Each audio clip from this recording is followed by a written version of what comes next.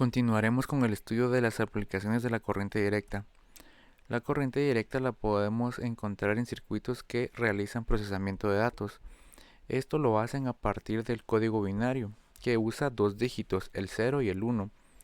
Este estado lógico 0 ocurre cuando no existe corriente y el estado lógico 1 ocurre cuando existe corriente. A partir de estos dos estados lógicos, las computadoras crean un lenguaje que pueden entender y con el cual pueden procesar sus datos. Vemos este procesamiento de datos a partir de corriente eléctrica en aplicaciones como las telecomunicaciones, que haciendo usos de ondas viajeras inalámbricas transportan datos que luego son transformados en este código binario para poder entregar audio, video u otros. Las computadoras también hacen uso de esta corriente directa para crear sus estados lógicos y de esta manera procesarlos para realizar tareas. También en el manejo de datos de cualquier institución. Los datos de las personas son guardados en estados lógicos ceros y unos.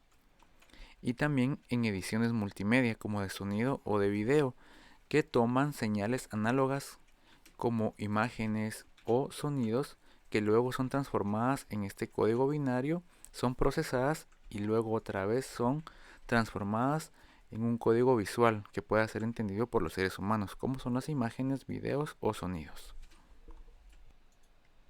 Para calcular estos circuitos existen varios métodos. Está el método de la escalera y están las leyes de Kirchhoff. Una de las leyes de Kirchhoff es la de ley de corrientes o nodos y la segunda ley es la de tensiones o mallas. Con estos métodos podremos resolver voltajes y corrientes de circuitos que contengan resistencias. También se utiliza para resolver circuitos más grandes y para otras aplicaciones porque los principios son los mismos. El primer método de la escalera consiste en utilizar la ley de Ohm. La ley de Ohm es este triángulo que podemos ver acá.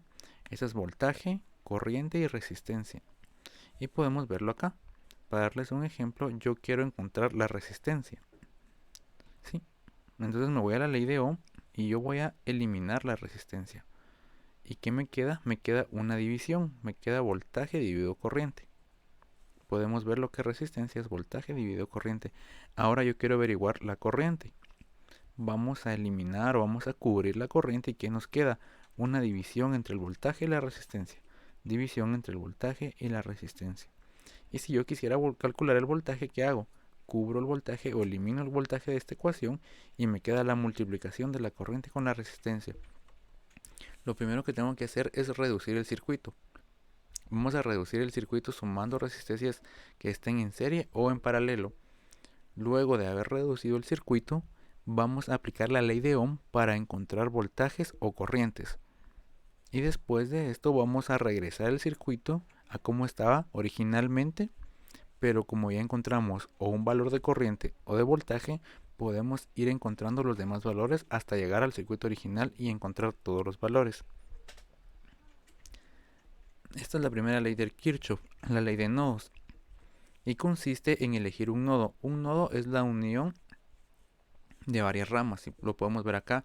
Estos puntos de acá son los nodos y entran varias ramas. Aquí hay una rama, aquí hay otra rama y aquí hay una tercera rama. Esto es un nodo, esta unión. Para este método vamos a elegir un nodo de estudio, puede ser este o este también. Luego de elegir ese nodo de estudio vamos a plantear ecuaciones, vamos a encontrar el voltaje que se encuentra en este nodo y con ese voltaje, aplicando la ley de Ohm, podemos resolver los circuitos. La segunda ley es la ley de mallas y funciona más o menos igual. Vamos a elegir una malla. Una malla va a ser un circuito cerrado. Por ejemplo, esto de acá es una malla, le llamamos malla 1, y esto de acá es otra malla, le llamamos malla 2. Entonces ya tenemos dos mallas. Significa que tendremos dos ecuaciones. Nombrar mallas y corrientes. Vamos a nombrar a esta como corriente 3 y a esta como corriente 1. Después de plantear estas ecuaciones, las procederemos a resolver para encontrar estas corrientes que podemos ver acá. Hay una corriente 3, una corriente 1 y una corriente 2.